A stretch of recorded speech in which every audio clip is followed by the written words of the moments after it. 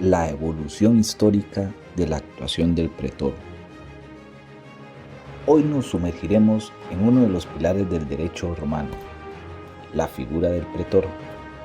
Este magistrado no solo administraba justicia, sino que también fue un agente clave en la evolución del derecho, adaptándolo a las cambiantes realidades de Roma. Acompáñenme en este viaje desde sus orígenes hasta su legado. Orígenes y creación del pretor. En los albores de la República Romana, los cónsules eran los únicos que poseían el imperio, incluyendo la jurisdicción.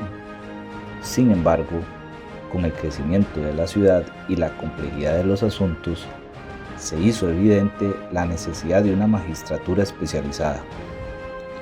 Es por esto que en el año 367 a.C., bajo las leyes de Licinio Sextias, crearon la figura del pretor. Inicialmente solo había uno, cuyo nombre completo era el pretor urbano, dedicado a los litigios entre los ciudadanos romanos. El pretor nació como una necesidad práctica para descargar a los cónsules y fue la solución romana para crear una magistratura especializada en justicia, sentando las bases de lo que se convertiría en el derecho honorario a través de su famoso edicto. El pretor urbano, creador del derecho honorario. La función principal del pretor urbano era decir el derecho. Sin embargo, no era un juez que decidía la culpabilidad, sino un magistrado que podía determinar si había base legal para un litigio y qué fórmula procesal debía seguirse. El ius civile, el derecho tradicional romano, era rígido y formalista. Sin embargo, el pretor, a través de su capacidad para conceder o denegar acciones, comenzó a adaptar este derecho, supliendo lagunas y corrigiendo injusticias. El principio fundamental era: el pretor intervenía no para anular el ius civile, sino para corregirlo, suplirlo o asistirlo en aras de la justicia. El edicto del pretor, la gran herramienta de innovación. Cada año, al asumir su cargo, el pretor publicaba su edicto. Era una declaración pública donde establecía las fórmulas procesales que aplicaría durante su año de mandato, así como las acciones que concedería y las excepciones que permitiría. Este edicto no era una ley como tal, sino una promesa de actuación. Sin embargo, su continuidad lo convirtió en una fuente viva de derecho, conocido como el derecho honorario. El conjunto de estas innovaciones, recogidas anualmente en el edicto del pretor, se conoció como derecho honorario. Este derecho se distinguía del ius civile por su objetivo de introducir la equidad y la buena fe en la aplicación del derecho, modernizando el sistema legal romano de manera continua y práctica. La expansión de Roma y el pretor peregrino. Con la expansión de Roma, el contacto con los pueblos aumentó. Surgieron litigios entre ciudadanos romanos y extranjeros, o entre extranjeros entre sí. El ius civile era exclusivo para el uso de los romanos. Para solucionar esta situación, en el año 242 a.C., se crea el pretor peregrino, el cual su función era administrar justicia en estos casos, y su trabajo dio origen al derecho de gentes, un derecho más universal y basado en principios de equidad, adaptable a las transacciones internacionales. En resumen, la expansión de Roma hizo que el derecho tuviera que volverse más amplio y equitativo. El pretor peregrino fue el arquitecto que, a través de su jurisdicción, moldeó el derecho de gentes para facilitar el comercio y la administración de justicia en un imperio multicultural. El sistema formulario, flexibilidad procesal. La gran innovación del pretor fue el desarrollo del sistema formulario.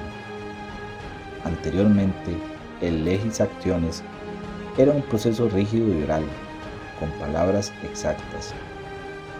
El pretor introdujo las fórmulas. Estas eran instrucciones escritas que enviaba al juez privado para que resolviera el caso. Estas fórmulas eran más flexibles, lo que hacía que permitieran al pretor adaptar el derecho a las circunstancias de cada litigio, otorgando o negando recursos, o introduciendo nuevas acciones que el ius civile no contemplaba. En esencia, el sistema formulario fue el mecanismo a través del cual el pretor urbano ejerció su poder para introducir la equidad y la buena fe en el derecho romano, logrando que el sistema legal fuera un reflejo más justo y adaptable a la dinámica de la sociedad romana. El crecimiento del número de pretores. A medida que Roma crecía y sus dominios se expandían, el número de pretores también tuvo que aumentar para manejar la creciente carga judicial y administrativa. De un solo pretor se pasó a 2, el urbano y el peregrino, luego a 4 y más tarde a 6. Y en la época imperial llegaron a ser hasta 18 o más. Cada uno podía ser asignado a una provincia o a una jurisdicción especializada en Roma, como los encargados de los tribunales permanentes para los crímenes.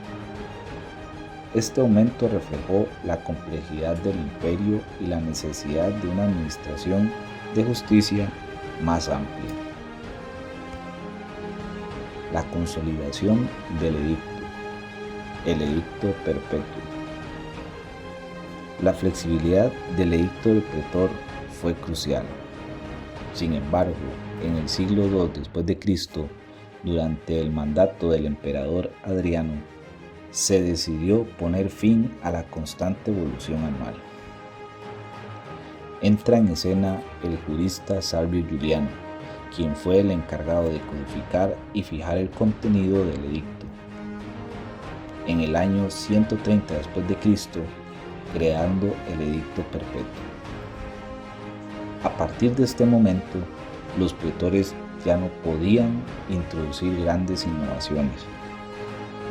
Su función se volvió más de aplicación que de creación, marcando el inicio del declive de su capacidad para modelar el derecho. Declive del pretor en el Principado y el Dominado. Con el ascenso del Principado y más tarde el Dominado, el poder se centralizó cada vez más en el emperador.